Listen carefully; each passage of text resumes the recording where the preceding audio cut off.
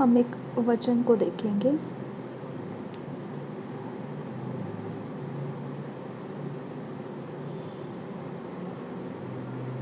मैं गूगल में से पढ़ रही हूँ। यहाँ पर ये वचन है,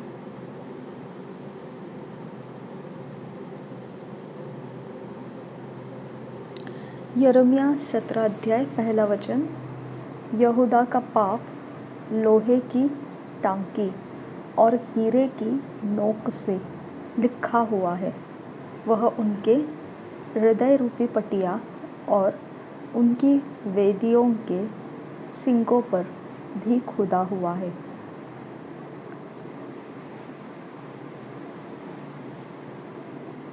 ओके, और एक बार देखिए ये वचन, यहूदा का पाप, पहला वचन है।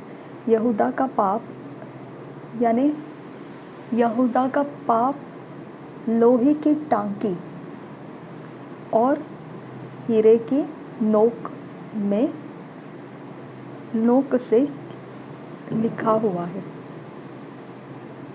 इतना, जब हम किसी को कुछ बात एक्सप्रेस करके देना चाहते हैं तो हम बहुत, जैसे अगर हमको बोलना है कि ये बहुत गंभीर बात है तो हम ऐसे ही नहीं बोल देते हैं, हम उसको बहुत एक्सप्रेस करके बोलते हैं। अरे आपको पता नहीं है ये कितनी सीरियस बात है, ये ऐसा नहीं होना चाहिए था, है ना।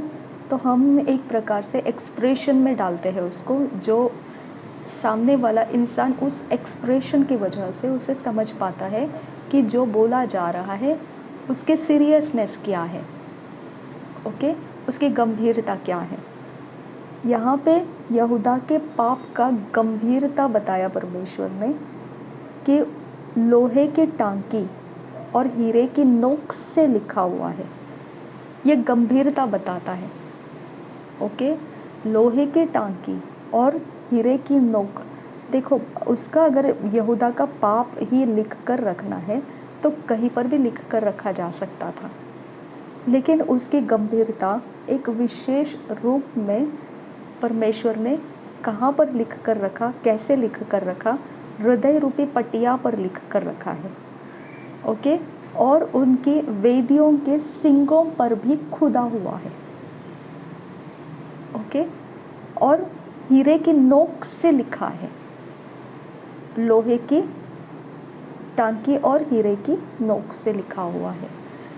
अगर पाप का गंभीरता आप देखेंगे, इस प्रकार से परमेश्वर उनके पाप को लिख कर रखा हुआ बोल रहा है, तो हम समझना चाहिए कि प्रभु यीशु मसीह को क्रूस का बलिदान क्यों देना पड़ा, ओके। इतनी जगह पर ये पाप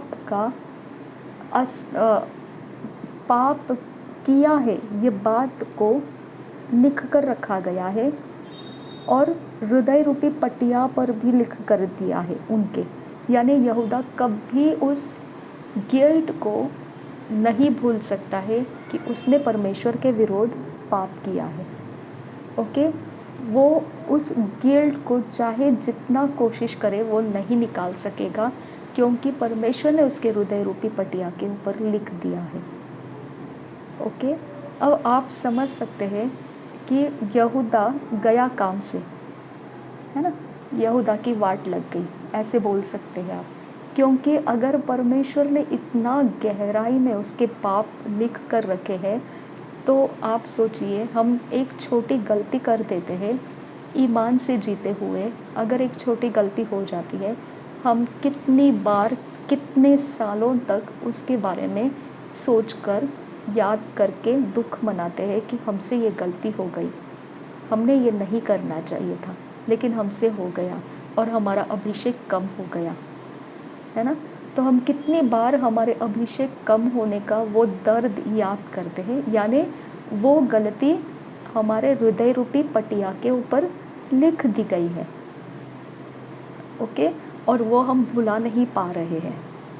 उसके कारण हमारा क्या नुकसान हो गया, हम बयान करके बताते हैं, लोगों को बोलते हैं देखो तुम ऐसी गलती मत करो, ओके। ऐसा ना हो कि तुम्हारे साथ भी ऐसा हो जाए कुछ। ओके, जैसा हमारे साथ हुआ वैसा तुम्हारे साथ हो जाए, ऐसा हम नहीं चाहते हैं। क्या है ये? उनके अंदर का कॉन्शियसनेस जाग रहा है इसके बारे में, उसको वो भुला नहीं पा रहा है। तो यहूदा का पाप भी ऐसा ही था जिसको वो भुला नहीं पा रहा था। वो नहीं भुला सकता है, भुला नहीं पा रहा था या भुला दिया वो हम नहीं जानते हैं, लेकिन ये तो पक्का है कि वो भुला नहीं सकता है, क्योंकि हृदय रूपी पटिया के ऊपर जो लिख दिया है फिर उसके बाद वो कॉन्शियस में आता ही रहेगा। ओके, अब यहाँ पे हम पाप का गंभीरता इस बात से समझ पा रहे हैं। तो आप समझिए यीशु मसीह को क्रूस के ऊपर बलिदान करने की ज़रूरत कैसे पड़ी, क्योंकि अगर हम इस बात को देखेंगे यशायाह के, हम देखेंगे उस बात को जो पाप के बारे में कहता है कि हिम के समान मैं तुझे शुभ्र कर दूंगा। तू मेरे साथ विवाद कर, बोलता है परमेश्वर।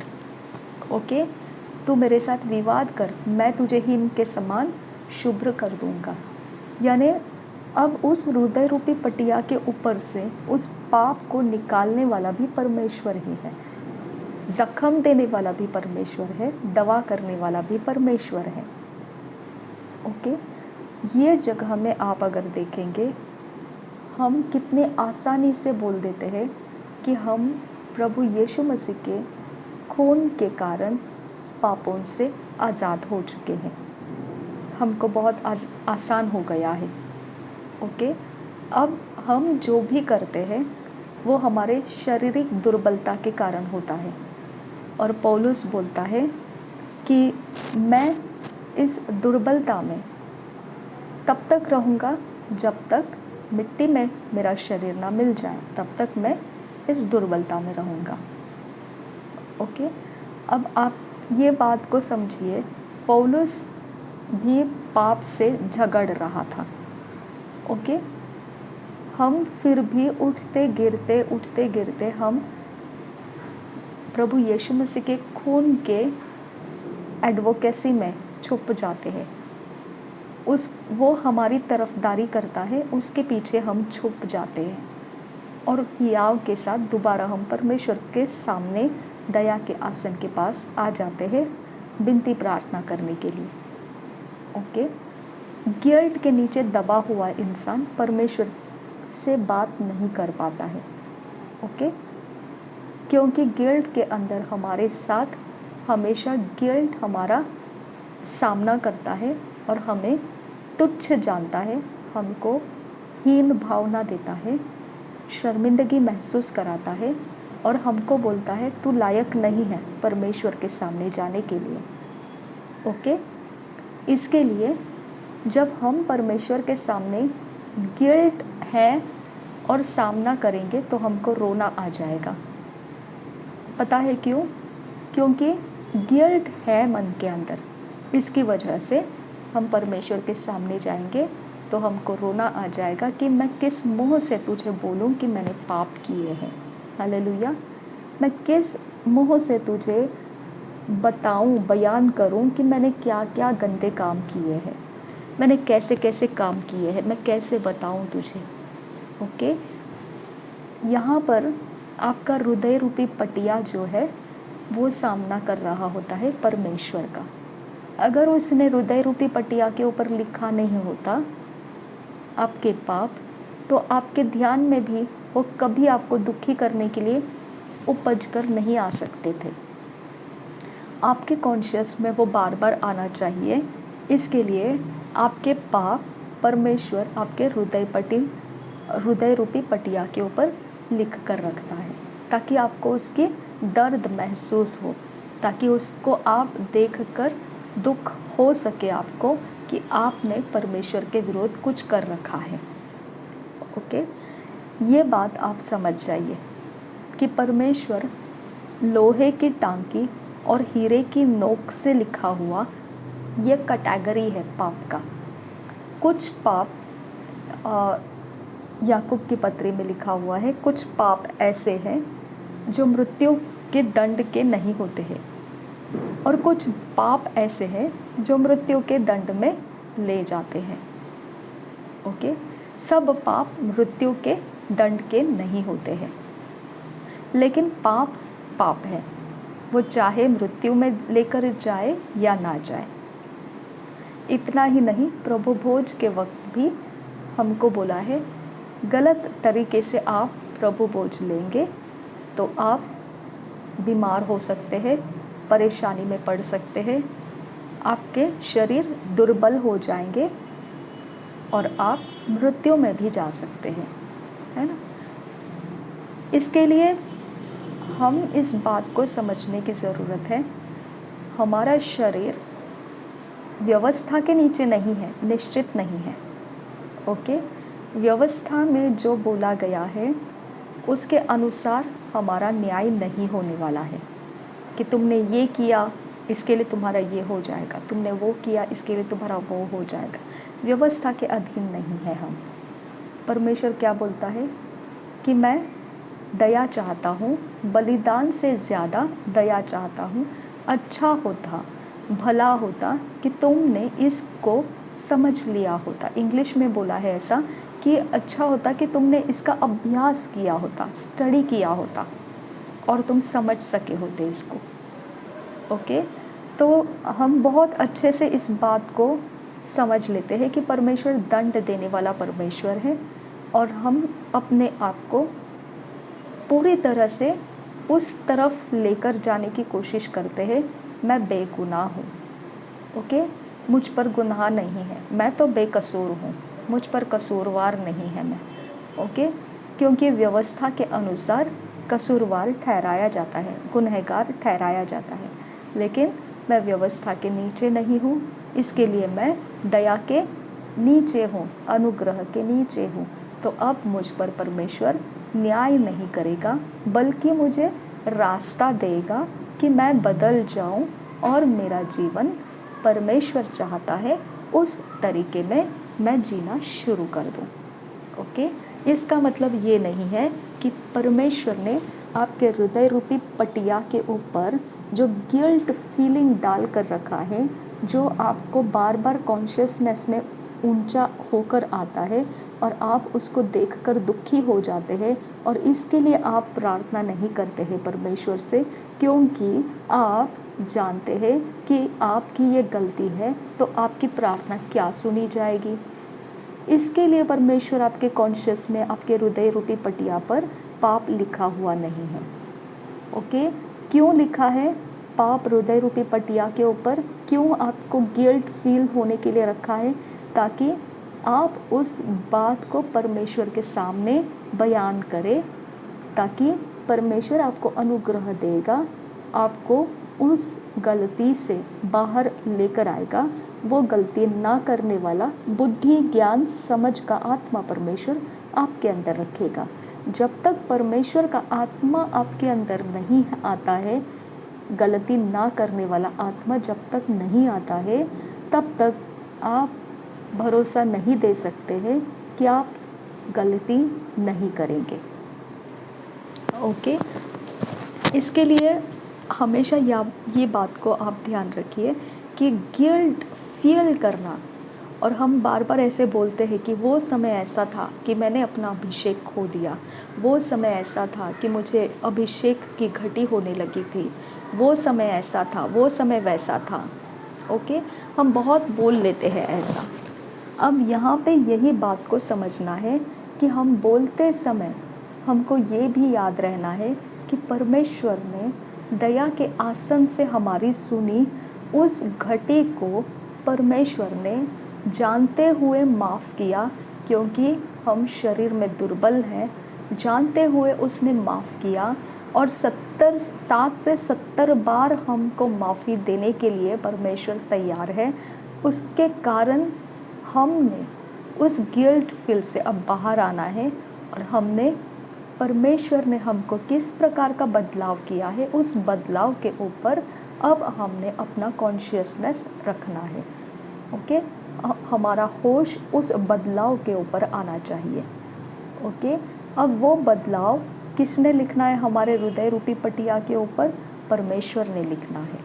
तो हमने उसके लिए परमेश्वर से मांगना है, हृदय रूपी पटिया के ऊपर अब भी वो कॉन्शियस में है मेरे कि मैंने पाप किया था और मैंने अभिषेक की घटी को पाया था। अब वो बातों को तूने सुधार दिया है, जो सुधारा है वो बातें अब मेरे हृदय रूपी पटिया के ऊपर लिख दे, ताकि मैं वही कॉन्शियस में रखूं और वही बातों को मैं बोलूं।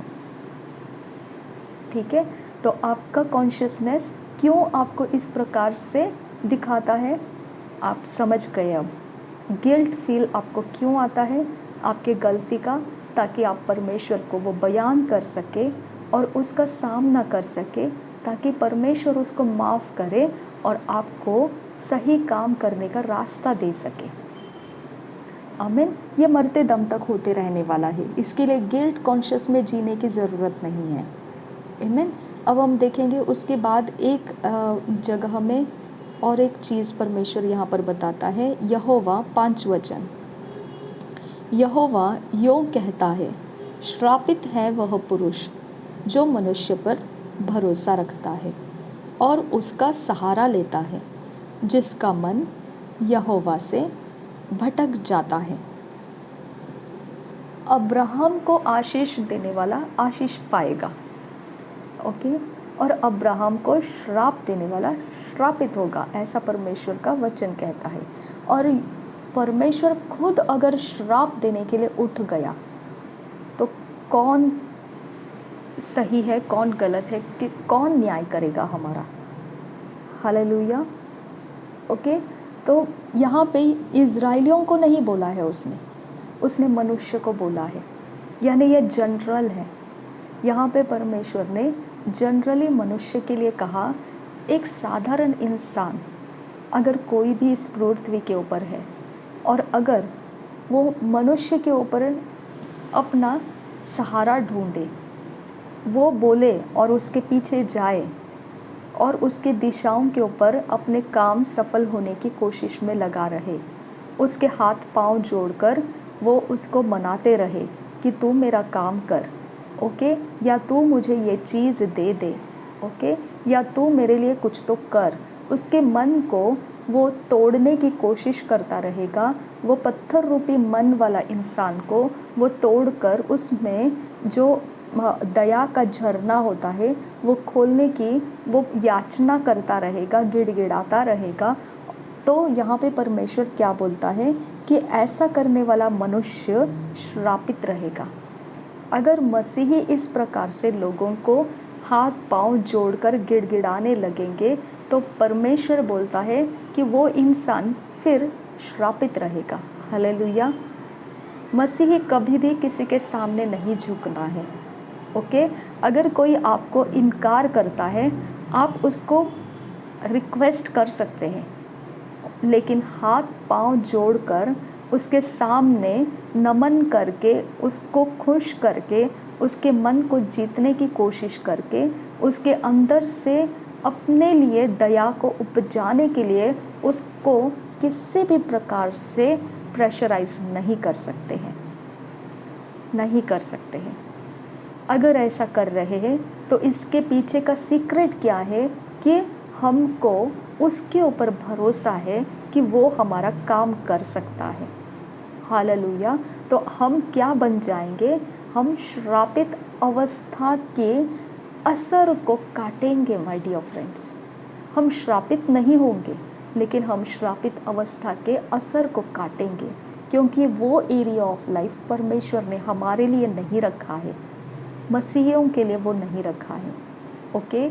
आपके क्लोज रिश्ते, ओके, जो आपके लिए कुछ भी कर जाने के लिए आपने उनके संगति में समय बिताए हैं, आपने अपने जान के ऊपर खेलकर उनके लाइफ को बचाया होगा प्रार्थनाओं के द्वारा, वॉरफेयर्स के द्वारा, ओके, लेकिन उनको उसकी कीमत नहीं है, ओके।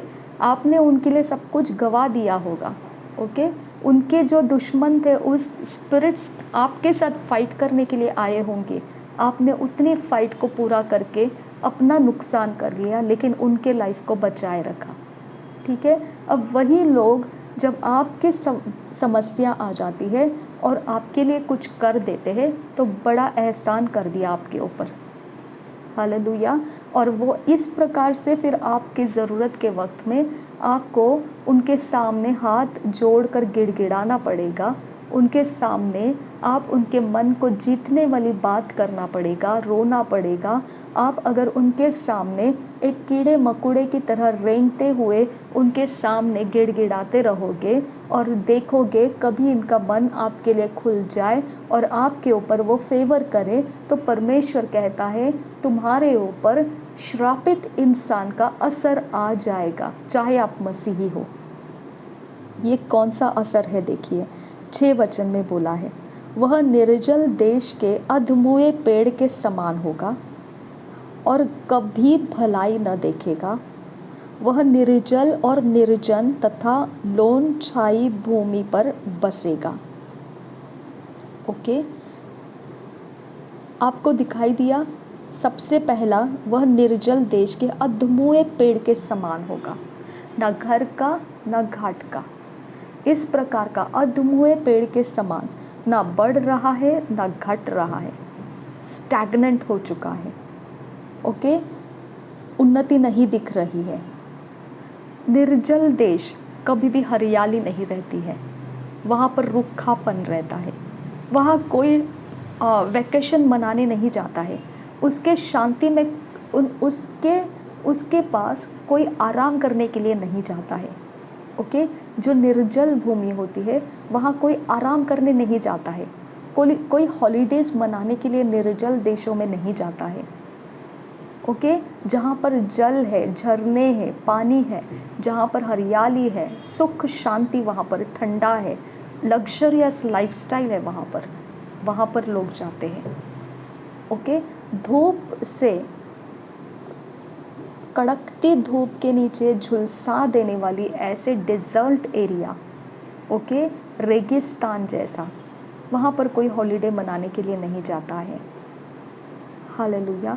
तो इसके लिए आपको समझ में आना चाहिए, अगर आप ऐसे हो जहाँ पर आपके पास कोई वैकेशन नहीं मना सकता है, ओके, आपके पास कोई सुख और शांति का समय बिताने के लिए नहीं आ सकता है, ओके, आपके पास आपके दुखड़े ज़्यादा है, आपके कष्ट ज़्यादा है, आपकी ही सेवा उनको करनी पड़ती है।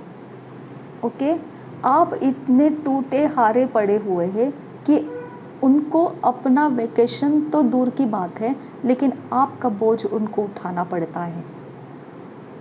ओके, आपके कारण उनको सुख मिलता है, लेकिन आप सुखी नहीं हो सकते हैं उनके यहाँ पर, आप उनके यहाँ पर सुखी नहीं हो सकते हैं। ओके, आपके कष्ट, आपके हार्डशिप्स, आपके एफर्ट्स उन लोगों को मिलता रहेगा। क्यों पता है? क्योंकि वो लोग मनुष्यों के ऊपर भरोसा रखकर उस अवस्था में जा चुके हैं, डेजर्ट अवस्था में जा चुके हैं। हालेलुया। ओके, तो इसकी वजह से उनके पास कोई वैकेशन मना नहीं सकता है, कोई आराम का समय बिता नहीं सकता है। हमेशा लड़ाई झगड़े, विवाद, आर्ग्यूमेंट्स, इसका उसका दुखड़ा, यहाँ वहाँ से कोई ना कोई बातें, इसकी उसकी उछाल कर देना, निंदा कर देना, अपमानित कर देना, कड़ा व्यवहार कर देना, सब प्रकार का मलिनता ही मलिनता। ओके, और फिर आप वहाँ जाएंगे तो आपको क्या मिलेगा? उनके यहाँ पर आपको कुछ नहीं मिलेगा। आपके हार्डशिप वहाँ पर रहेगी, आपको वैकेशन नहीं मिलेगा, आपको आराम नहीं मिलेगा, सुख चैन शांति आपको वहाँ नहीं रहेगी। हार्डशिप, ड्राइनेस, आपका प्रेयर लाइफ खराब, आपका सारा कंफर्टेबल जो परमेश्वर का दिया हुआ आपके समझ में था वो सब बिगड़ जाएगा और आप टूट फूट हार कर पीछे लौट कर आएंगे, क्योंकि वो मनुष्य किसका असर ले रहा है? श्रापित इंसान के असर के नीचे है। हालेलुया। वो श्रापित इंसान के असर के नीचे क्यों है? क्योंकि उसका भरोसा परमेश्वर पर नहीं है, मनुष्य के ऊपर है, और उसने मनुष्य को उसका सहारा मान लिया और यहोवा से उसका मन भटक जाता है। वो भटक जाता है, ओके। वो हमेशा यहोवा से भटक ही जाता है। वो ऐसी बातों की तरफ चला जाता है जो यहोवा देना चाहिए, करना चाहिए, उसके बदले में लोग उसके लिए कर रहे हैं। आमीन। क्योंकि वो लोगों की क्या कर रहे हैं, हाथ पांव जोड़ रहे हैं, ओके।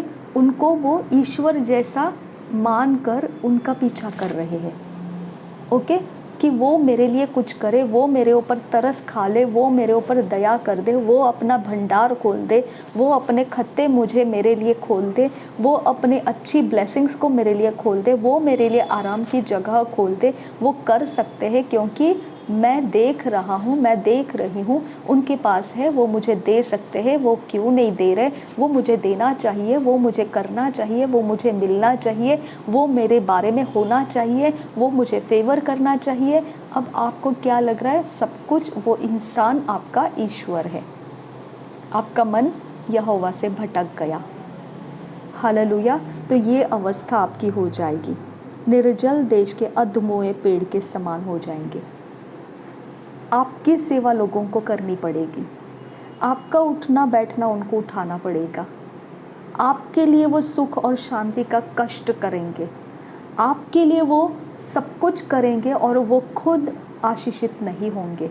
वो कष्ट ही कष्ट आपके लिए करते रहेंगे क्योंकि अधमोए पेड़ के समान आप पड़े हुए हैं। कोई हरियाली नहीं है, निर्जल देश में पड़े हुए हैं, कोई आनंद नहीं है। आप खुद तड़प रहे हैं, बिना पानी के प्यासे तड़प रहे हैं, बिना कोई अवस्था की अच्छाई भलाई से आप तड़प रहे हैं। हालेलुया। तो आपकी ही उनको सेवा करनी पड़ेगी। तो कोई आपके लिए हार्डशिप नहीं करेगा, कोई आपके लिए कष्ट करने नहीं आएगा क्योंकि आपके पास वो कुछ नहीं है जो लोग प्राप्त कर सके। हालेलुया। कि लोगों को प्राप्त हो जाए, ऐसा आपके पास कुछ नहीं है। क्यों ऐसा अवस्था है? मनुष्यों के ऊपर भरोसा किया, ओके। अब आगे देखिए, और कभी भलाई न देखेगा, ओके। वो कभी भलाई नहीं देखेगा। अब आपको अगर भलाई देखना है तो आप हमेशा ये बोलेंगे, मैं भलाई देखते आई हूँ, मेरे साथ परमेश्वर है, मुझे परमेश्वर ने भलाई की है, मैंने भलाइयों को देखा है। लेकिन श्रापित इंसान परमेश्वर के विरोध कुड़कुड़ाएगा। वो मसीह है लेकिन वो कुड़कुड़ाएगा, मेरे साथ अच्छा नहीं हुआ है, मैंने बहुत बुरा समय निकाला, मेरे साथ कुछ भला नहीं हो रहा है, मेरे साथ दर्द बढ़ रहा है, मैंने हमेशा कष्ट उठाया है, मैंने इसके कारण कष्ट उठाया, मैंने उसके कारण निंदा सही, मैंने इसके कारण अपमान सहा, मेरा इसके साथ इसके कारण झगड़ा हो गया, मेरा उसके साथ इसके कारण वैसा हो गया, इसके कारण वैसा हो गया, उसके कारण ऐसा हो गया। ये बातें वो बोलता रहेगा, ओके। क्यों पता है? क्योंकि वो भलाई को नहीं देख पाया। हालेलुया। क्यों वो भलाई को देख नहीं पाया? क्योंकि उसका भरोसा मनुष्यों के ऊपर है। और वो किसका फसल काट रहा है? श्रापित मनुष्य का फसल काट रहा है। उसका मन यहोवा से भटक गया है। हालेलुया। वो देखिए, मैं आपको बोलती हूँ, ये वचन साधारण नहीं है। अगर इसको आप नहीं समझेंगे ना तो आपकी कोई मदद नहीं कर सकता है। हर एक बात स्वर्ग में से खुलती है। जब स्वर्ग में से आपको ये वचन मिल रहा है, इसका मतलब आपके रास्ते खुलने के रास्ते, पहले आप समझिए क्यों आपके रास्ते बंद हैं, क्यों आपकी अवस्था ऐसी है। हालेलुया। अगर हम नहीं समझ पाएंगे तो हमको ऐसे लगेगा हम तो बहुत अच्छे हैं, हमारे साथ सब कुछ अच्छा होना चाहिए। ये सब बकवास है, हमारे साथ बुरा कभी नहीं होगा, ये सब बुरा है, ये हमारे साथ नहीं हो सकता है। क्यों नहीं हो सकता है? आपको पता है, इस प्रकार से आपके गलतियाँ लिखी जाती है, खुदा कर लिखी जाती है। आपकी गिल्ट कॉन्शियस में वो रहेगी भी, और आप उसको दूर कर रहे अपने सोचों में से। ये सोच रहे कि नहीं, मेरा तो कोई गलती नहीं, मैं तो बेगुनाह हूँ, मैं बेकसूर हूँ, मैं मेरे साथ कुछ नहीं है ऐसा। लेकिन आपके अंदर वो गिल्ट आपको याद दिला रहा है कि आपकी ये सही बात नहीं है, ये सही बात नहीं है आपकी, लेकिन आप उसको अलग करके अपनी ही बातें चला रहे कि नहीं मैं तो सही हूँ, मैं तो बिल्कुल अच्छा हूँ, मैं तो बिल्कुल ठीक ठाक हूँ, कोई बात नहीं है मेरे साथ, सब कुछ ठीक ठाक है। ऐसा है तो फिर आपका लाइफ वो प्रूव करना चाहिए कि आप ठीक ठाक हो। हालेलुया। लेकिन आपके लाइफ में क्या दिखाई दे रहा है? आपके लाइफ में वो कष्ट दिखाई दे रहे हैं, वो समय दिखाई दे रहा है जो निर्जल देश में पड़ा हुआ रहता है अधमुहे के अनुसार। ओके, और इस वचन में और भी क्या लिखा है? और भलाई न देखेगा। ओके, और भलाई न देखेगा। रबांत का सहकबो सहाल रबहा खसा, वह निर्जल और निर्जन तथा लोन छाई भूमि पर बसेगा। आइसोलेटेड, ओके, और निर्जन मतलब देखिए, अगर एक कुष्ठ रोगी है, हमेशा उसके साथ ऐसा ही रहता है। जो स्किन डिसीज से तड़पते लोग हैं, जो टीबी पेशेंट्स रहते हैं, उनकी अवस्था को आप देखिए, वो किस प्रकार से आइसोलेट किया जाता है उनको। कोरोना के वक्त आप देख सकते हैं किस प्रकार से उनको आइसोलेट किया जाता था, है ना। तो आप इन आइसोलेशंस को देखिए तो आपको अंदाज आ सकता है स्पिरिट के अंदर भी ये आइसोलेशंस हमारे साथ होते रहते हैं।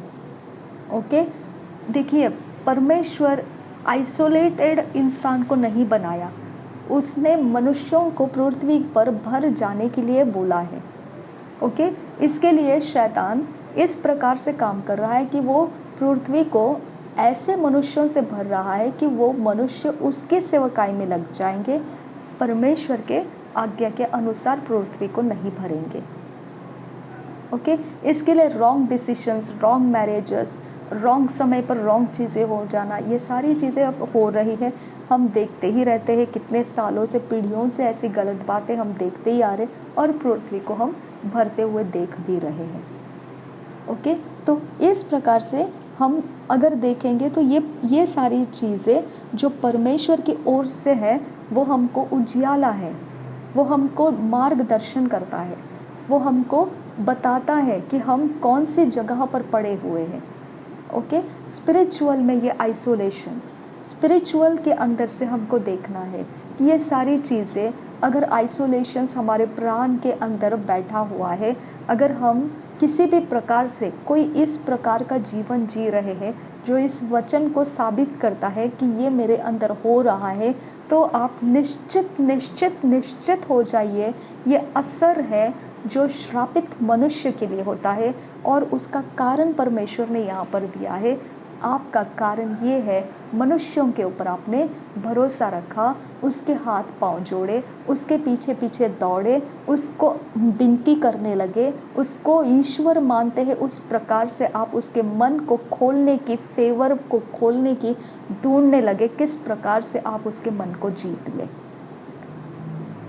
ओके, वो आपके लिए क्या हो गया? आइडल वर्शिप हो गया। आइडल वर्शिप हो गया तो आपके नतीजे आपके सामने हैं। आइडल वर्शिप छोड़ दीजिए आप, नतीजे बदल जाएंगे। भजन संहिता के पहले अध्याय में क्या लिखा है? देखिए, उस उधर जाने के पहले भी यहाँ पर भी लिखा है 7 वचन में, धन्य है वह पुरुष जो यहोवा पर भरोसा रखता है, जिसने परमेश्वर को अपना आधार माना हो। ओके, ये सेम थिंग भजन संहिता के पहले अध्याय में भी लिखा है। वह उस वृक्ष के समान होगा जो नदी के तीर पर लगा हो और उसकी जड़ जल के पास फैली हो। जब घाम होगा तब उसको न लगेगा, उसके पत्ते हरे रहेंगे और सूखे वर्ष में भी उनके विषय में कुछ चिंता न होगी, क्योंकि वह तब भी फलता रहेगा। ओके, ये सारी चीज़ें आपको उस मनुष्य के अंदर दिखाई देगी जिसका भरोसा यहोवा है। ओके, मैं आपको एक बार भजन संहिता में भी लेकर जाना चाहती हूँ, क्योंकि वहाँ पर भी आपको इसके अलावा और ज़्यादा बातें दिखाई हैं जो ज़रूरी है देखना। ओके, यहाँ लिखा है, क्या ही धन्य है वह पुरुष जो दुष्टों की युक्ति पर नहीं चलता। दुष्टों की युक्ति पर हमको नहीं चलना है। ये मत बोलिए कि ये इज़राइलियों को कहा है, ये मनुष्यों को कहा है। ओके, दुष्टों की युक्ति पर नहीं चलना है। तू उस तरफ से जा, मैं इस तरफ से जाता हूँ और हम ऐसा करेंगे। नहीं भाई, नहीं बहन, ये दुष्टों की युक्ति है। ओके, तू ऐसा कर, मैं वैसा करता हूँ, फिर इस तरह से वो फंसा देंगे। नहीं, ये युक्ति दुष्टों की है। ओके, आप कुछ भी दुष्टों की तरह गुप्त में रचना करके कुछ करने की कोशिश करोगे, वो दुष्टों में गिनती किया जाएगा।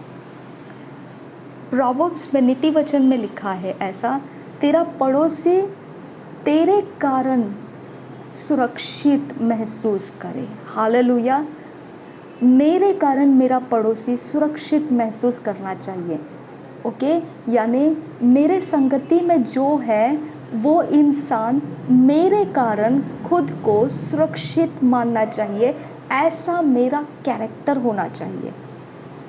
ओके, ऐसा मेरा हृदय होना चाहिए कि मैं मेरे पड़ोसी की हानि नहीं करूँगी।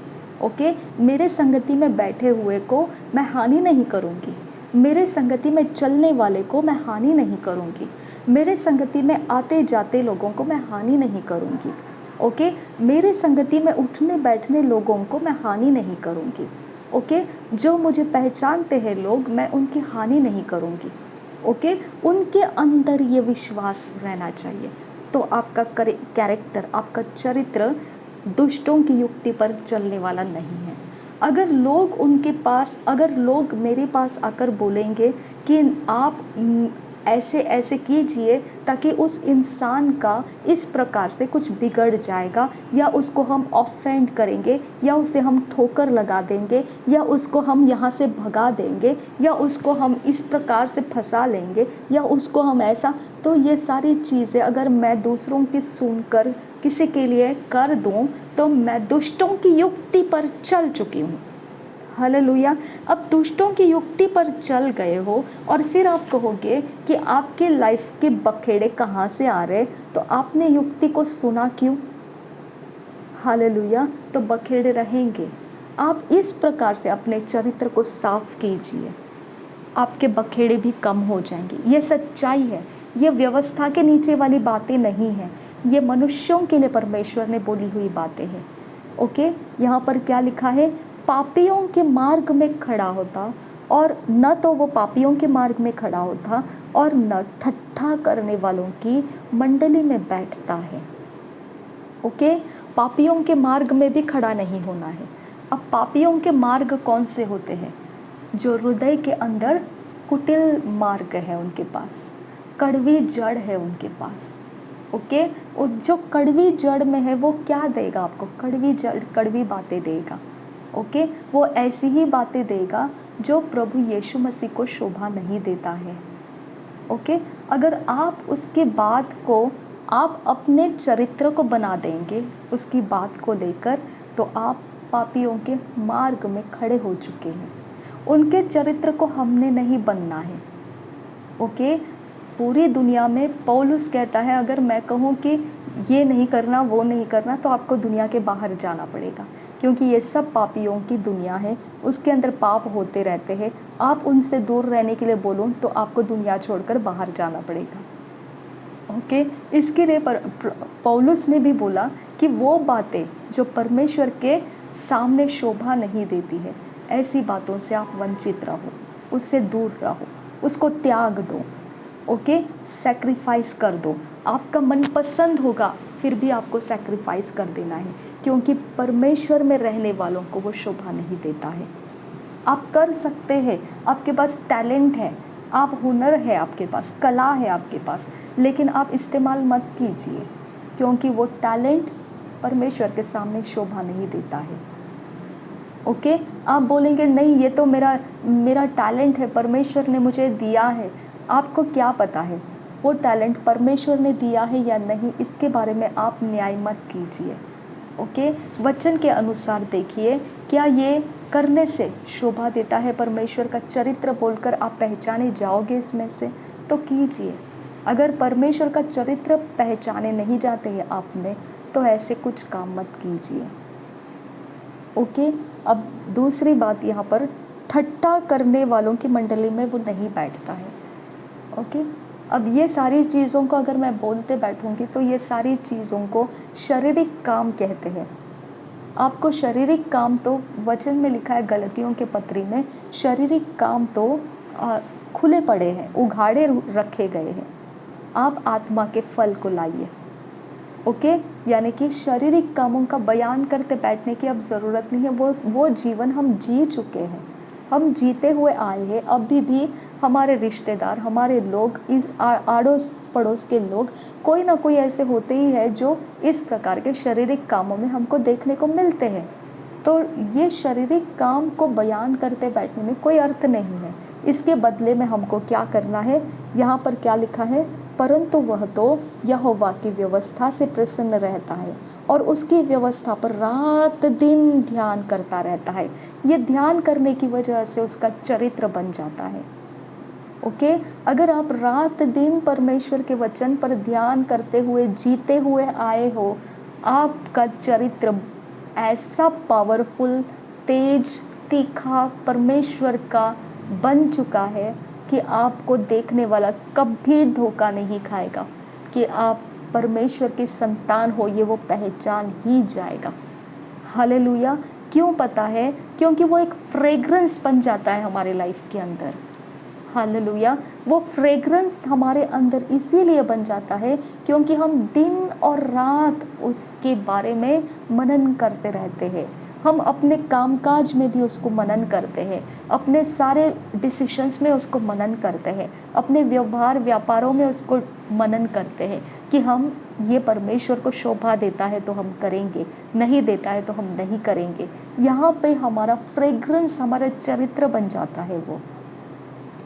ओके, और रिबांत का सहकबर हुल रहा, ये फ्रेग्रेंस, ये चरित्र के साथ परमेश्वर के spirits, helping spirits, servant spirits, ministering spirits, परमेश्वर के सेवा करने वाली आत्माएं हमारे साथ हैं।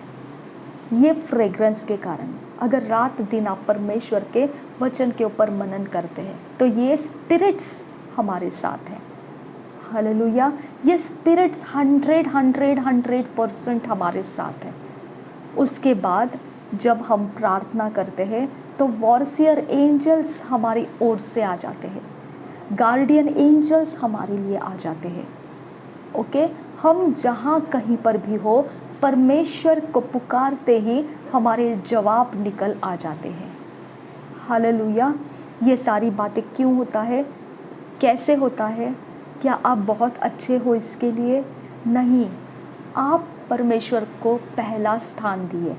अगर परमेश्वर पसंद करे तो मैं करूं, अगर परमेश्वर नापसंद करे तो मैं भी नापसंद करूं, अगर परमेश्वर हाँ कहे तो मैं भी हाँ कहूं। आप वहाँ पर चाहे आपके पसंद की बात ना हो तो भी अगर परमेश्वर कहता है हाँ तो आप भी हाँ बोल देते हैं। अगर परमेश्वर कहता है ना तो अपनी कितनी भी पसंद की बात क्यों ना हो, आप उस बात को ना करके निकल आओगे। हालेलुया। ये सारे चरित्र की बातें हैं। शपियांतुरा खालर बहाकसा, अगर ये चरित्र के अंदर से आप नहीं चलोगे तो आपके संगति के बखेड़े भी आपके साथ रहने वाले दुष्ट आत्माओं के कारण है। ओके, जैसे चरित्र आपका हृदय में क्या भरा है, क्या टीचिंग्स आपके हृदय में लेकर रखा है आपने, वही टीचिंग्स, वही ज्ञान बुद्धि समझ को फेवर करने वाले दुष्ट आत्माएं आपके साथ होगी।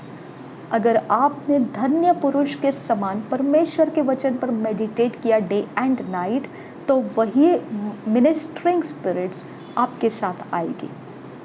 समझ में आया आपको? तो मिनिस्टरिंग स्पिरिट्स का अर्थ आपको समझ में आना है कि हमारे बखेड़े क्यों हैं? हृदय की गंदगी की वजह से, अशुद्धता है, मलिनता है हृदय के अंदर, इसकी वजह से। हालेलुया। इसके लिए आपको हृदय की अशुद्धता को आप गिल्ट में देखोगे तो आपको समझ में आ जाएगा।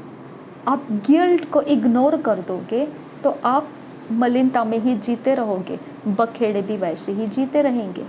ओके, आप बोलेंगे मैंने तो ये भी किया, वो भी किया, ऐसा भी किया, वैसा भी किया, लेकिन मेरी सिचुएशन कुछ चेंज नहीं हो रही है, क्योंकि हृदय की अशुद्धता, हृदय की मलिनता वो डिफाइल करता है मनुष्य को।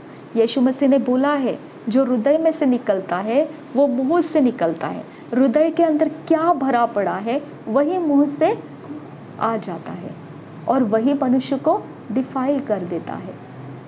ओके, तो इस प्रकार से आपका बखेड़ा, आपकी परेशानियां, चिंता, ओके, आपका ट्रस्ट अगर यहोवा पर नहीं है तो आपका हृदय के अंदर का मलिनता भी उसी के कारण है, क्योंकि यहोवा आपका भरोसा का स्थान नहीं है। ओके, इसकी वजह से आप भटक चुके, यहोवा से निंदा करने लगे, इसकी उसके बातों में गड़ गए, आप इसके उसके चुगलियाँ करने लगे, है ना, इस प्रकार से ठट्ठों में उड़ाने लगे। जो बातें आपको प्रसन्न नहीं करती है, परमेश्वर के सामने शोभा नहीं देती है, उन बातों को आप प्रसन्न करने के लिए, शोभा नहीं देती है, फिर भी अपने चरित्र में लेने के लिए शुरू कर दिए। नहीं, ये सब करेंगे तो आपका बखेड़े कम नहीं होंगे, क्योंकि वो स्पिरिचुअल है। जब तक स्वर्ग में से नहीं खुलता है पृथ्वी पर नहीं मिलता है। अगर आपके रास्ते खुलवाना चाहते हैं, आपके जीवन को सही करना चाहते हैं, आपके गिल्ट फीलिंग्स को ध्यान दीजिए, परमेश्वर के संगति में बैठकर उन गिल्ट फीलिंग्स को आप बयान करके परमेश्वर से सुलह कर लीजिए। अगर उसके बाद देखेंगे दया के आसन आपके लिए खुला है, परमेश्वर आपको नया रास्ता देगा, नया मार्ग देगा, और फिर आप उसके ऊपर चलते निकलेंगे, आपका लाइफ 100% असर दिखने लगेगा, आपके लाइफ के बदलाव, चेंजेस दिखने लगेगा। आमीन। यहाँ पर क्या लिखा है 3 वचन, वह उस वृक्ष के समान है जो बहती नालियों के किनारे लगाया गया है और अपनी ऋतु में फलता है और जिसके पत्ते कभी मुरझाते नहीं, इसलिए जो कुछ वह पुरुष करे वह सफल होता है। दुष्ट लोग ऐसे नहीं होते, वे उस भूसी के समान होते हैं जो पवन से उड़ाई जाती है। और रबांत का सिहांत रहसा, दुष्ट लोग कैसे होते हैं? और हम लोग क्या बोलते हैं, जादू टोना वाले लोग बहुत पावरफुल है। कैसे क्या पावरफुल है? अरे उनके वो ऐसे ऐसे शक्तियाँ, ऐसे ऐसे ताबीज़ें काम कर जाते हैं। क्यों काम कर जाते हैं? दिन और रात परमेश्वर के वचन में आप मनन नहीं करते हैं, इसकी वजह से वो काम कर जाते हैं।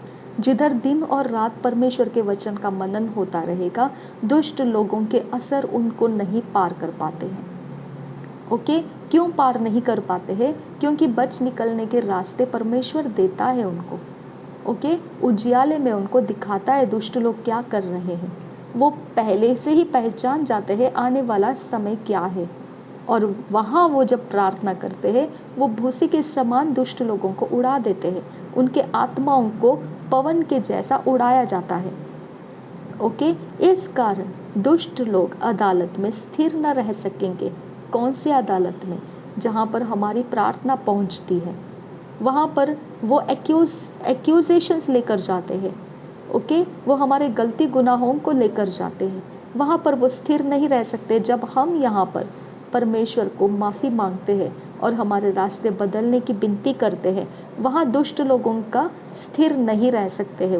वो अदालत में हार जाते हैं, परमेश्वर के अदालत में वो हार जाते हैं, उनके केस हार जाते हैं, उनके सारे जो भी सबूत है उनके पास आपको पापी ठहराने का, दोषी ठहराने का, वो सब हार जाते हैं। क्योंकि यहाँ पर बैठकर आप क्या कर रहे हैं? अपने गिल्ट कॉन्शियस को परमेश्वर के सामने बयान कर रहे हैं। हालेलुया। और आप मान रहे हैं कि ये गिल्ट परमेश्वर मेरे हृदय रूपी पटिया के ऊपर लिखा हुआ है, मैं इसे भुला नहीं पा रहा हूँ, तो मुझे माफ़ कर दे परमेश्वर, तू दयावंत परमेश्वर है। प्रभु यीशु मसीह के खून का बलिदान मैं याद करता हूँ, उसके कारण तू मुझे माफ़ कर दे। हालेलुया। और वो विश्वास योग्य है, वो आपको माफ़ भी करेगा और वो आपको धर्मी भी बनाएगा। हालेलुया। वो आपको मार्गदर्शन भी करेगा, दोबारा पाप न करने का वो आत्मा देगा आपको। ओके, वो आत्मा आपके अंदर से बताएगा नहीं जाना है, नहीं करना है, रुके रहना है, ये बंद करना है, वो नहीं होना है, वहाँ नहीं होना है, इसके साथ नहीं होना है, इसके यहाँ नहीं होना है, वो गाइड करेगा आपको। हालेलुया। 6 वचन देखिए क्या बोलता है, क्योंकि यहोवा धर्मियों, हाँ इस कारण 5 वचन, इस कारण दुष्ट लोग अदालत में स्थिर न रह सकेंगे और न पापी धर्मियों की मंडली में ठहरेंगे, क्योंकि यहोवा धर्मियों का मार्ग जानता है परंतु दुष्टों का मार्ग नाश हो जाएगा। ओके, अब परमेश्वर बोलता है जो दुष्ट और धर्मी है दोनों के ऊपर मैं सूरज को चमकाता हूँ। ओके, दोनों की रोशनी को मैं सेम देता हूँ, दोनों की फसलें आ जाती है, दोनों की खेतीबाड़ी बनती है, दोनों की धन संपत्ति प्रॉस्पर होती है। ऐसा कुछ नहीं है कि मैंने इसको और उसको रोक कर रखा है, दोनों के ऊपर सब कुछ चल रहा है, जो सूरज के रोशनी के नीचे हो रहा है सब कुछ चल रहा है। दुष्ट भी जी रहा है, धर्मी भी जी रहा है। ओके, अगर दुष्ट के ऊपर विपत्ति आ जाए तो वो भी किसी ना किसी तरीके से कोई तो परमेश्वर होगा इस संसार के अंदर, इस दुनिया के अंदर, ऐसा सोचकर वो अनजान परमेश्वर को पुकार लेगा तो उसकी भी सहायता हो जाती है। लेकिन क्या वो नाश होने से बचेगा? नहीं। सहायता मिल गया इसका मतलब वो नाश होने से बच गया, ऐसा नहीं है। ओके, सहायता आप जिंदगी भर परमेश्वर की सहायता को ले सकते हैं क्योंकि वो दयावंत परमेश्वर है। लेकिन नाश होने का रास्ता सिर्फ यीशु मसीह के चेले बनने से नाश होने के रास्ते बंद हो जाते हैं। ओके, नाश होना दुष्टों के लिए अंत दिया गया है। ओके, इसके लिए आपको पानी का बपतिस्मा लेना पड़ता है पिता पुत्र पवित्र आत्मा के नाम से। इसके लिए आपको पवित्र आत्मा से भरकर उसकी कलसिया के अंदर अपना रोज का समय देना पड़ता है। जो आप घर के अंदर प्रार्थना करते हैं, जो आप परमेश्वर के वचन को मनन करते हैं, वो करना पड़ता है, आराधना करना पड़ता है। ये धर्मियों के काम है, ये शरीर से हमको करना है उसको। ओके, इसके कारण हम धर्मियों में उस उन्नति को प्राप्त करते हैं क्योंकि वो आत्माएं जो धर्मियों की संगति में होती है वो इसी के कारण आत्माएं परमेश्वर का हमारे साथ बनी रहती है कि हम धर्मी होने के काम कर रहे हैं। ओके, हमने बपतिस्मा ले लिया है, पानी में डुबकी लगाकर पिता पुत्र पवित्र आत्मा के नाम में पवित्र आत्मा का अभिषेक हम पर उतरा है। अब हम धर्म के कामों में व्यस्त रहते हैं। इसके कारण परमेश्वर के आत्मा हमारे साथ बने रहते हैं, हमारी सहायता करते रहते हैं, हमारी प्रार्थना को करते रहते हैं, परमेश्वर के साथ बातें करते रहते हैं, हमारे लिए सब कुछ अरेंज करते हैं, डिवाइन हेल्प बनाते हैं, डिवाइन वेज बनाते हैं, डिवाइन लोकेशंस बनाते हैं। वो हमारे लिए आगे निकल जाते हैं, हमारे रास्तों को चेक करते हैं, हमारे आते जाते समय हमारे संगति में हमारे साथ काउंसल्स देते हैं। कितनी सारी बातें हैं जो हमारे साथ हो रही होती है, जो यही पवित्र परमेश्वर के आत्माएं हमारे साथ कर रहे होते हैं। वहीं पर हमारे साथ फिर वॉरफेयर एंजल्स रहते हैं, गार्डियन एंजल्स रहते हैं, अलग अलग प्रकार के एंजल्स हमारे लिए काम कर रहे होते। लेकिन कब? जब धर्मियों का काम करने में आप व्यस्त रहते हो। इसके लिए हमको धर्मियों के काम करने में व्यस्त रहना है। अगर आपने पानी का बपतिस्मा लिया, पिता पुत्र पवित्र आत्मा के नाम में पवित्र आत्मा का अभिषेक मिला, सब कुछ अच्छा हो गया, और फिर दुष्टों की संगति में जाकर बैठना शुरू करोगे, ओके, ठट्ठों में उड़ाना शुरू करोगे, आप सूख जाओगे क्योंकि वो आत्माएं और धर्मियों की आत्माएं संगति में नहीं बैठती है। ओके, वो धर्मियों की आत्माएं आपसे अलग रहेगी, वो आपकी सहायता नहीं कर पाएगी, आपको धर्मियों का आशीष नहीं मिलेगा, आपका जीवन निर्जल देश के समान हो जाएगा, डेजर्ट विल्डरनेस के लाइफ के समान हो जाएगा, आइसोलेटेड हो जाएगा, दिशाहीन हो जाएगा, डेस्टिनी नहीं दिखेगी, क्या कर रहे हो क्या नहीं कर रहे हो कुछ समझ में नहीं आएगा, किधर जा रहे हो कहाँ जा रहे हो कुछ नहीं समझ में आएगा। बस आप जीने के लिए जी रहे हैं और कुछ नहीं है सामने। ओके, सिर्फ जीने के लिए जी रहे और कुछ भी मकसद नहीं है सामने। ये वो मकसद हो सकता है जो दुनियादारी का है, लेकिन परमेश्वर उसके अंदर नहीं है, तो आप लास्ट में जाकर दुष्टों के संगति वाला नाश प्राप्त कर लोगे। समझ में आया? तो इसकी वजह से सिर्फ पानी का बपतिस्मा लिया और पवित्र आत्मा को पा लिया, यहाँ पर मसीही जीवन ख़त्म नहीं होता है। ओके, वहाँ धर्मियों के संगति के काम करने पड़ते हैं, तब हम बखेड़ों से आज़ाद रहते हैं और धर्मियों के आत्माओं से संगति में रहते हैं। जो परमेश्वर के आत्माओं से हम संगति में रहते हैं, तब जाकर हमें आराधना करने का मन होता है, तब जाकर हम प्रार्थना करने का मन पाते हैं, तब जाकर हम बाइबल रीडिंग करने का मन करते हैं, तब जाकर हम कलसिया में जाते हैं, तब जाकर हम परमेश्वर के सेवकाई में उतरते हैं। ये सारे काम कब होते हैं? धर्मियों के आत्मा परमेश्वर के पास से जब हमारे पास आते हैं, तब हमारे साथ सब धर्मियों के काम में हम आगे निकल जाते हैं, उन्नत हो जाते हैं। वहाँ पर हमारे बखेड़े कम हो जाते हैं और परमेश्वर के कामों में हम बढ़ जाते हैं। हालेलुया। और हम असली मसीही जीवन का आनंद उस समय में काटना शुरू कर देते हैं। ओके, जल से भरा पूरा देश, हमारे संगति में रहने वाले आनंद पाते हैं। हमारे संगति में कोई नुकसान नहीं होता है किसी का। हमारे संगति में परमेश्वर के आशीष भरते रहते हैं। हमारे कारण लोग उन्नत होते जाएंगे। हालेलुया। हमारे कारण लोगों की समस्याएं छूटती जाएगी। हालेलुया। लोगों के जीवन बदलते जाएंगे। कितना कुछ हो जाता है जब लोग मेरे संगति में आ जाते हैं, बहुत कुछ हो जाता है। कितने लोगों के तो बातें अभी तक मैंने सुनी नहीं है, ओके, लेकिन कितने लोग हैं जो मुझे खुद आकर बता रहे हैं कि आपके कारण हमारा ये समय बदल गया, आपको हमने ऐसा किया, हमारा ये समय आ गया, हमने ऐसे अच्छे समय काटे, हमने वो ब्लेसिंग्स को काटा, हमारे साथ ये फैसले अच्छे हो गए। कितने लोगों ने आकर मुझे बोला है, जबकि मैंने कुछ नहीं किया है उनके लिए। असल में देखा जाएगा वही मेरे लिए डिवाइन हेल्पर्स बने हैं, वही लोग आकर मेरे कष्ट में मेरे सहायक बने। हालेलुया। लेकिन फसल वो काट रहे हैं। धर्मियों की आत्माओं से उनको फसल मिल रही है। धर्मियों के काम उन्होंने किए, मुझे सहायता करके उन्होंने धर्म का काम किया। मेरी ज़रूरत में उन्होंने मेरी सहायता करके उन्होंने मेरे जीवन को आशीषित किया।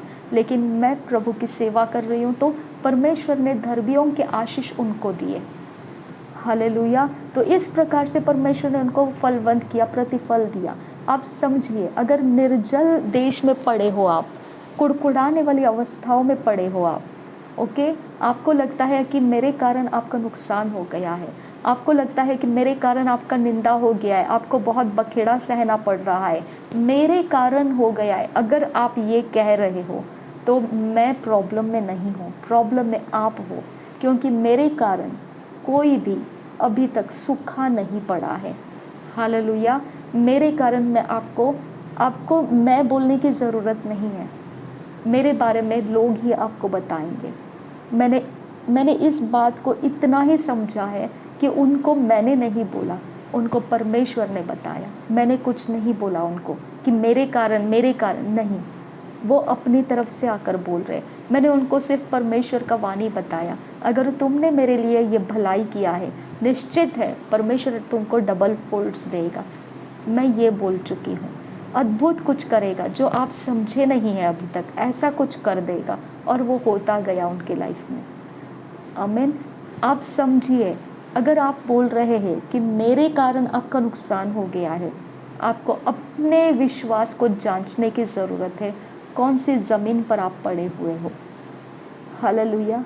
तो आप धर्मी हो या श्रापित के असर को काट रहे हो, आप खुद ढूंढ लो उस बात को, ओके, क्योंकि वचन के अनुसार असर आते हैं। अगर आप बाइबल रीडिंग करोगे तो वचन के अनुसार आपको समझ में आएगा, ओके। कुछ लोग जानबूझकर बोलना चाहते हैं कि नहीं आप मेगा चर्च में जाते हो ना, इसके लिए इतना सब कुछ आपका फेल होता जा रहा है, क्योंकि वहाँ आपको देखभाल करने के लिए कोई नहीं है। यहाँ पर आप खुद बोल दिए ये बात, ओके, तो इसकी फसल भी आप काटोगे। वही तरीके से मेगा चर्च कभी आपके फ़ायदे के लिए नहीं आ सकेगी। जो फ़ायदे हम उठा रहे हैं, ओके, उसके बारे में तो किसी को पता नहीं है। जब हम गवाही देते हैं तभी कुछ पता चल जाता है, वो बड़ी बड़ी गवाही आ जाती है टीवी के ऊपर, तब पता चल जाता है लोगों को दुनिया में कि मेगा चर्चेस में कुछ हो रहा है। लेकिन किसी को ये नहीं पता है कि रोज़ का दिन हमारा गवाही भरता ही जा रहा है, ओके, वो भरता जाएगा और भरता ही रहेगा। हालेलुया। आप अपने मुंह से बोलकर फंस रहे हो, जब आप ये प्रकार से बोलते हो कि मेगा चर्चेस में जाकर तो सूखे पड़ गए हैं, आप तो हमारी ही हेल्प ले रहे हो, उस चर्च में जाने के लिए हमको ही आपको पैसे देना पड़ता है, आपके लिए हमको ही सब कुछ करना पड़ता है, क्या फ़ायदा है मेगा चर्च में जाकर। आप बोल दिए, अब वही काटोगे आप। हालेलुया, आप बोल दिए, वही काटोगे आप, क्योंकि असर करता है। मैंने आपको बता दिया, असर करता है। ये सारी चीज़ों को अगर आप बयान करोगे जो आपको नहीं करना चाहिए, उसकी फसल आएगी। ओके, अब जिसने मुझे हेल्प किया होगा उस चर्च में, उस मेगा चर्च में जाने के लिए, कहीं पर भी अगर मुझे हेल्प किया है, मेरा ट्रैवल का हेल्प दिया है, मैं कंफर्टेबली जा रही हूँ, आ रही हूँ, आपको क्या लगता है मैं आनंद से हूँ, तो निश्चित है कि जिसने मुझे वहाँ तक पहुँचने के लिए सफ़र के पैसे दिए होंगे, 100% सच है कि वो भी आशीषित होगा ही होगा। हालेलुया, असर है। अगर ऐसा नहीं होता तो हमको बोलना पड़ेगा परमेश्वर धोखेबाज है। बोल दीजिए ऐसा, फिर बोल दीजिए ऐसा। क्यों? कोई जुआ खेलने तो हम नहीं जा रहे, कोई दारू के अड्डे के ऊपर हम नहीं जा रहे, कोई वेश्या के जगह पर हम नहीं जा रहे, कोई जगह में हम कहीं फ्लर्ट करने के लिए लड़के लड़कियां जैसे बीच के ऊपर कहीं पर भी जाते हैं, घूमते बैठते हैं, लव स्टोरीज बनाते हैं, वैसे करने हम नहीं जा रहे। कहाँ जा रहे हम? धर्म के कामों में व्यस्त हैं हम। हालेलुया। और आप उसमें बोल रहे हो और आप ये बोलोगे कि हम तो मर गए, लुट गए, हम तो बस, हमारा तो पूरा बखेड़ा ही हो गया। मुझे बताने की ज़रूरत है, जैसे आपने बयान किया वही आप काटोगे, वही आप काटोगे।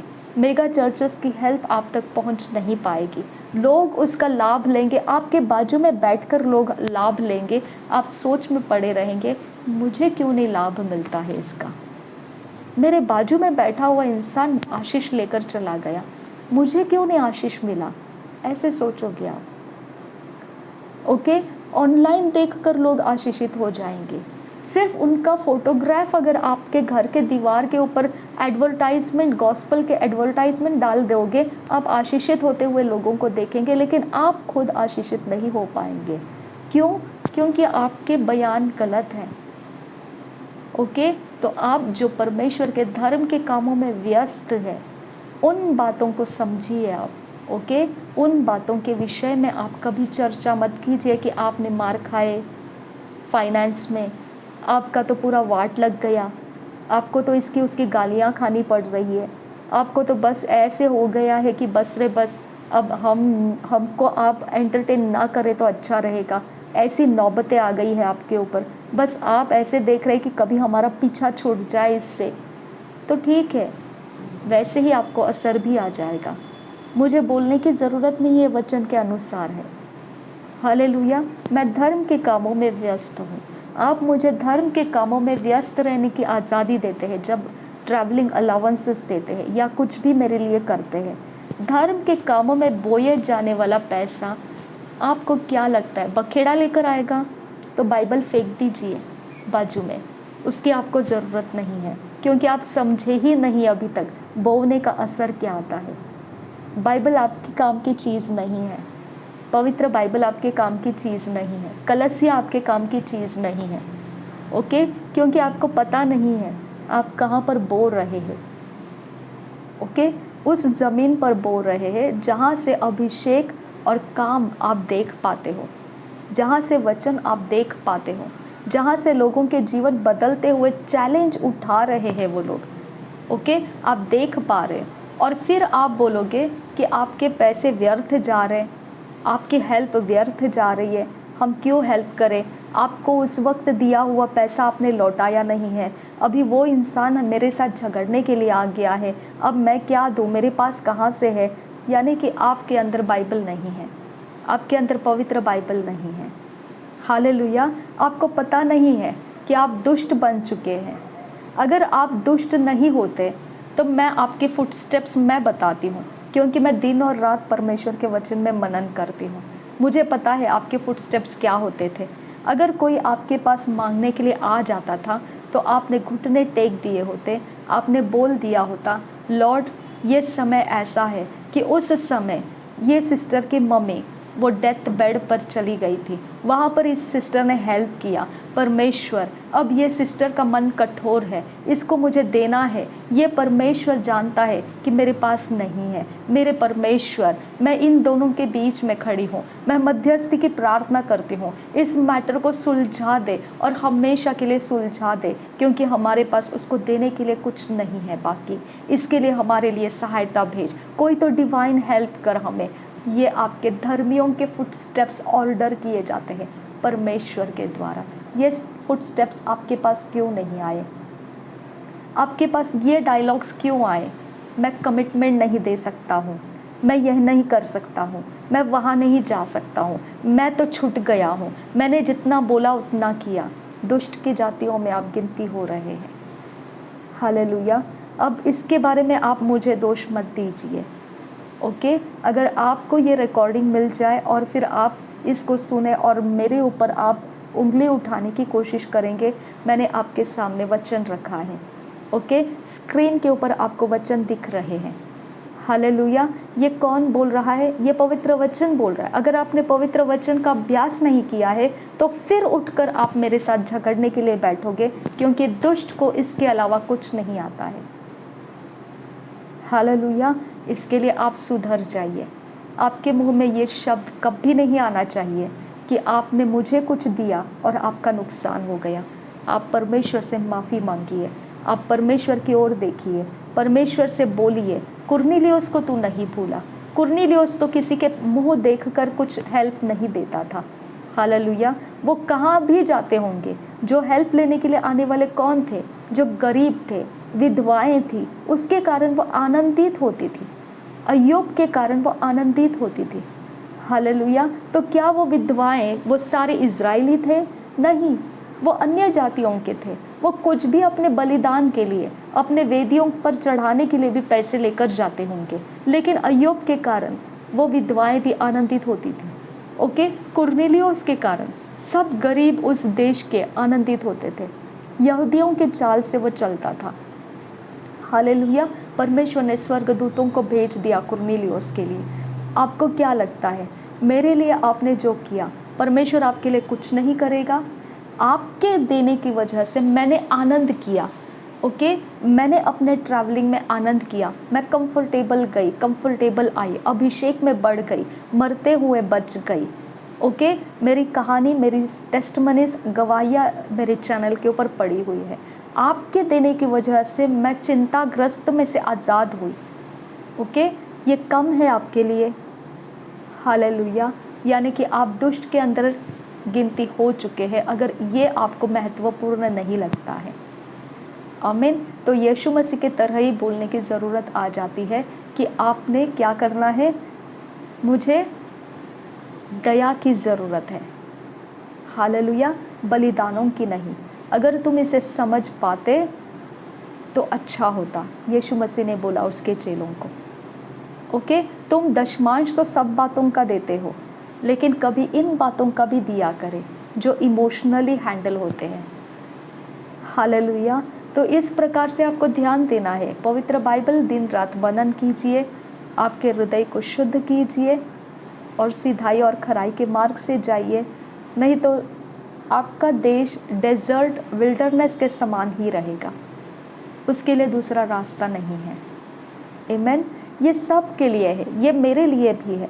अगर मैंने अपने मन के अंदर कुछ भी ऐसा कुछ रखा होगा तो मेरा लाइफ भी वैसा ही होगा जैसा ये वचन कहता है।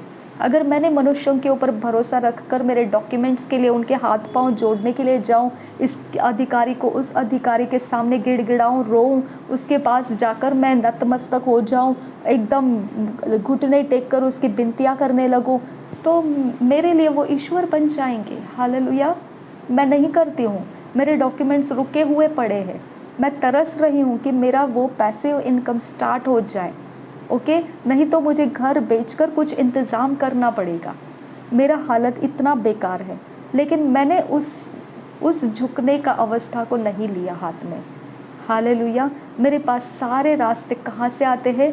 परमेश्वर के वचन को मैं दिन रात मनन कर रही हूँ, उसके कारण मेरे रास्ते रोज़ कुछ ना कुछ नया, कुछ ना कुछ मेरे पास सामने आ जाता है कि मैं वहाँ से कैसे निकलूँगी, मैं क्या करूँगी। ये तरह के मेरे प्रेयर पॉइंट्स रोज़ मेरे उस डॉक्यूमेंट्स के लिए आ रहे हैं। मैंने ये प्रेयर करना है, मैंने वो प्रेयर करना है, मैंने ऐसे बोलना है परमेश्वर से, मैंने वैसे मांगना है परमेश्वर से, और रोज़ मैं मांग रही हूँ परमेश्वर से। हालेलुया। कुछ दिन मैं सिर्फ सेवा में बिज़ी हो जाती हूँ, फिर कुछ दिन के बाद दोबारा वो पैसिव इनकम के जो डॉक्यूमेंट्स है उसके पीछे मैं परमेश्वर से मांगना शुरू कर देती हूँ।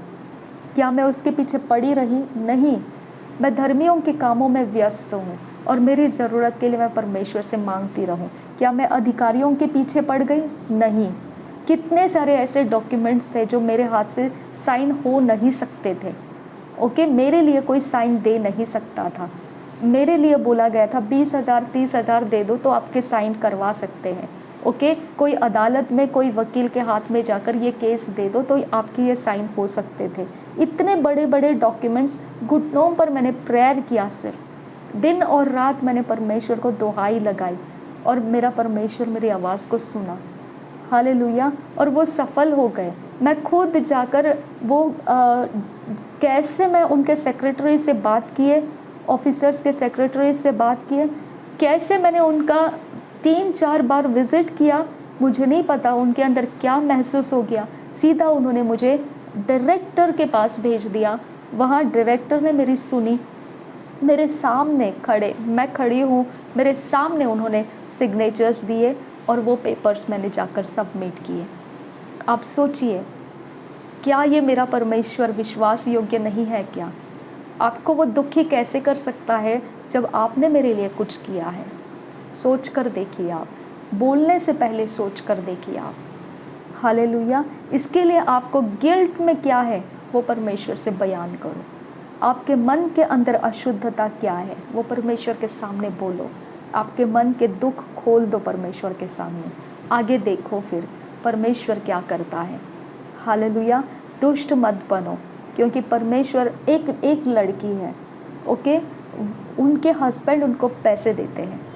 अचानक से मैंने उनसे मांग लिया, मैंने उनको बोला कि मेरा इलेक्ट्रिक बिल अटक गया है, ओके, और मैं नहीं चाहती हूँ कि अगले मंथ का आने तक मैं ये बिल को रोक कर रखूँ। तो मैं सोच रही थी शायद से वो नहीं देगी मुझे, क्योंकि वो सच में अपने फैमिली बर्डन्स में है। लेकिन उन्होंने उस समय मुझे बोला कितना भेजो, आप अमाउंट बता दीजिए, मैं भेज देती हूँ। क्योंकि मैंने उसके पहले प्रेयर किया था परमेश्वर से, और परमेश्वर ने मुझे उस सिस्टर का नंबर दिखाया, यानी मैं स्क्रॉल कर रही थी फ़ोन को और वो दिखाया। मैंने उसको कॉल किया और उसने मैंने परमेश्वर से उसके पहले ही बोल दिया, प्रभु ये नहीं दे सकती है, ये ऑलरेडी फैमिली के बर्डन्स में है। लेकिन उसने दिया, और उसके बाद 1 मंथ का मैंने उसको टाइम दिया था, और वो 1 मंथ के अंदर मैं उसको दे नहीं पाई। वो लड़की ने सिर्फ बड़ी कठिन परिस्थिति में आ गई थी वो, क्योंकि उसका अमाउंट जब तक उसको नेक्स्ट सैलरी नहीं आती है तब तक आखिरी दिन तक उसके पास कोई देने वाले नहीं है पैसे, क्योंकि उसकी खुद की सैलरी उसके हस्बैंड भेजते हैं। वो कैसे देगी, कोई उसको क्यों देगा? इसके लिए वो आखिरी दिन में उसने भारी पीछा किया, 2 दिन लगातार आखिरी दिन थे, लेकिन नहीं मिल पाया उसको मेरे से। फिर नेक्स्ट मंथ उसकी सैलरी आ गई, वो शांत हो गई और उसने धीरज रखा। अभी तक वो पवित्र वचन मुझे भेजती है मेरे मोबाइल के ऊपर, और मुझे शांति में जाने दिया, उसने रखा है। मैं लौटा के दूंगी उसके जो है वो, लेकिन उसने मेरा पीछा नहीं किया, उसने शांति में रखा। उसके पास ये रास्ता क्यों आया पता है? क्योंकि वो धर्मियों के संगति में जाती है। वो जिस पास्टर के पास जाती है उस पास्टर के वचन को मैंने सुना है, और मरती हुई अवस्था में सुना है मैंने। वो पापों के बारे में बोलते हैं, तुम्हारे मनों को शुद्ध करो, तुम्हारे हृदय को शुद्ध करो, सीधाई और खराई के मार्ग से चलो, शुद्ध मन से चलो, नहीं तो तुम आशीषित नहीं हो पाओगे। ये उनके वचन है, ये सिखाते हैं वहाँ पर। हालेलुया। मैं उनके मीटिंग्स में बैठ चुकी हूँ और मरती हुई अवस्था में जाकर बैठी हूँ मैं वहाँ, और मैंने उनका सुनकर मेरे मन को शुद्ध किया और मैंने जीवन प्राप्त किया। हालेलुया।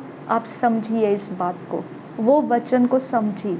और दुष्ट का नेचर उसने इस्तेमाल नहीं किया, उसने दया का नेचर इस्तेमाल किया। वो जानती है कि समय सबके ऊपर आता है, लेकिन निकल जाएगा वो। हालेलुया। रिक्शा वाले, कभी कभी मेरे पास नहीं रहते हैं पैसे, मैंने एक बार ही एक इंसान को बोल दिया अब नहीं है, उसने मुझे बोला समय निकल जाता है, ओके। और उसने मुझे फ्री ऑफ कॉस्ट रिक्शा में से जहाँ पहुँचना था वहाँ छोड़ दिया, और उन्होंने बोला निराश नहीं होना, समय निकल जाता है, सबके ऊपर रहता है ये समय, ओके।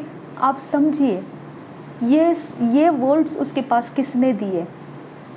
हृदय की शुद्धता के कारण ही आते हैं ऐसे वर्ड्स। हालेलुया। यीशु मसीह हृदय को शुद्ध करता है।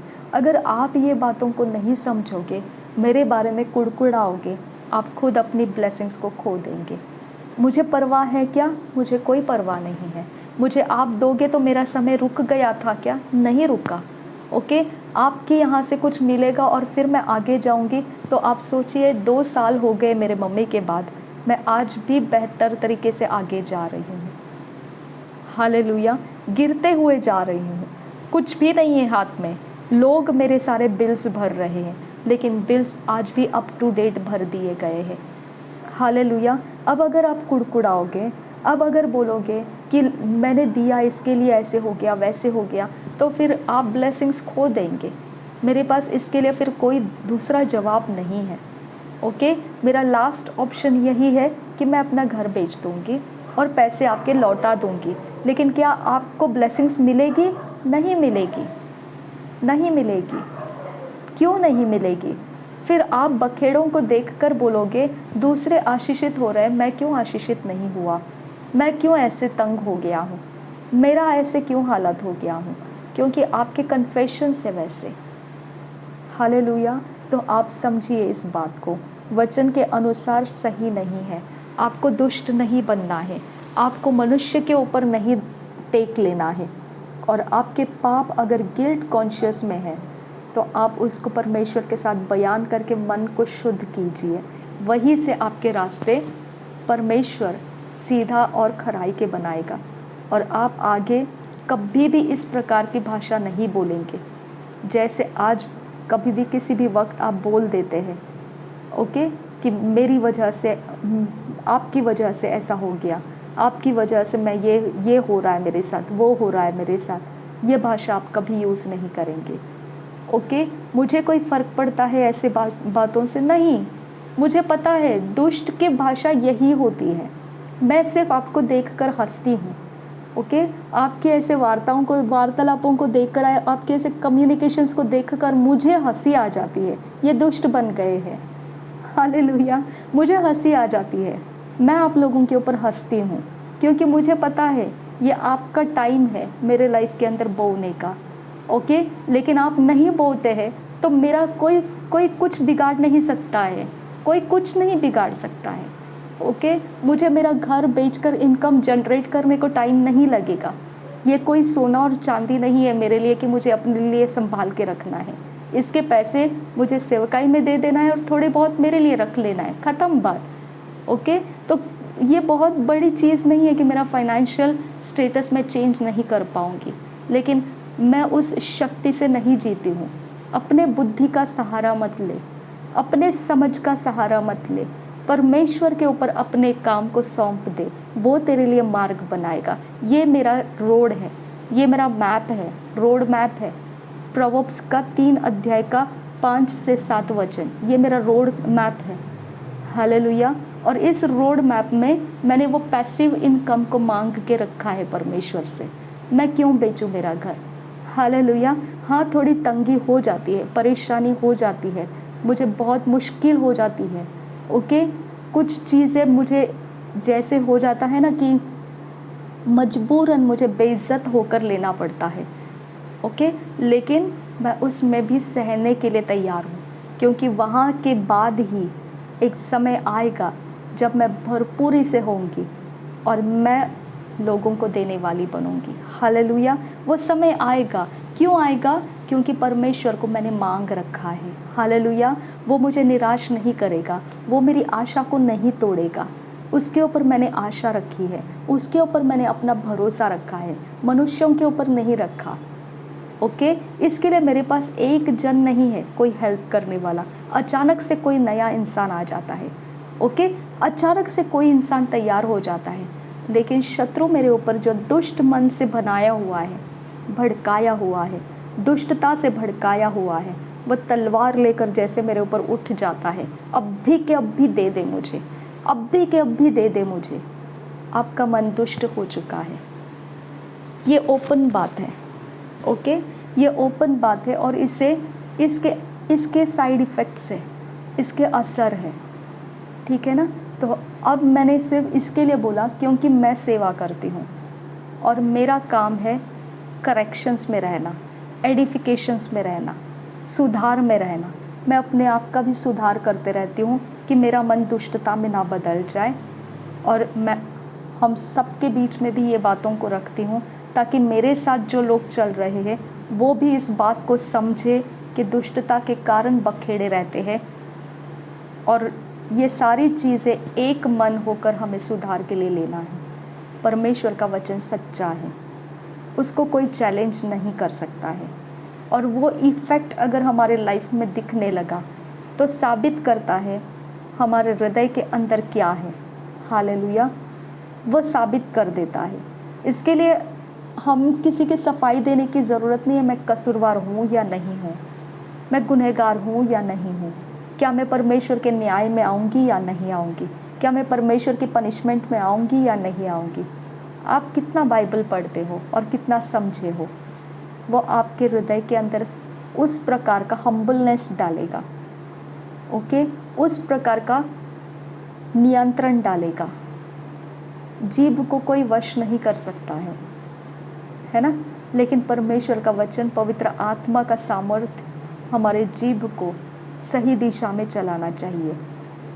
वो ही एक जीवन देने वाला फल बन जाता है, फिर एक उचित समय में जीवन देने वाला फल। ओके, ज़रूरत के वक्त में तुरंत वो ऐसे कुछ बोल देता है कि राहत आ जाती है, रास्ते मिल जाते हैं, उजियाला हो जाता है, अंधकार हट जाता है, दुरुस्ती हो जाती है, चैलेंजेस कम हो जाते हैं, बखेड़े समझ में आने लगते हैं। हालेलुया। इसके पहले जीभ का वश पवित्र आत्मा ने लिया होना होता चाहिए। हालेलुया। अब आपको समझ में आ गया मैंने क्या सिखाया आज, जो मेरे लिए भी है और हम सब के लिए है। दुष्ट के समान मत बनिए। ओके, आप धर्मी हैं, धर्मियों के कामों में व्यस्त रहिए, धर्मियों के चरित्र को पहन लीजिए। ओके, वो पहनने में अगर कठिनाई लगे कभी कभी तो भी ज़बरदस्ती उसको पहन लीजिए, क्योंकि वो फल देंगे आपको। हालेलुया। और बहुत बढ़िया फल देते हैं। बहुत सुखदाई झरने के पास जीवित पानी का झरना निकाल देते हैं हमारे अंदर से। ओके, सुखदाई जल के समान रखते हैं, हरियाली में, छाँव में हमें बिठाते हैं, ठंडे पानी के झरने के पास ले जाते हैं। ओ माय गॉड, उसकी कहानी ही अलग बन जाती है, उसके गवाहियाँ अलग बन जाती है, उसके सारे चरित्र का फ्रेग्रेंस ही ऐसा होता है कि कोई परफ्यूम उसका फ्रेग्रेंस को मैच नहीं करेगा। ओके, आपको कुछ मेकअप करने की ज़रूरत नहीं, इतना लुभावना उसका चरित्र बन जाता है।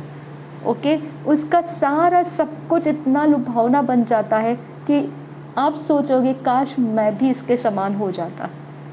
लेकिन वैसा ही नहीं होता है।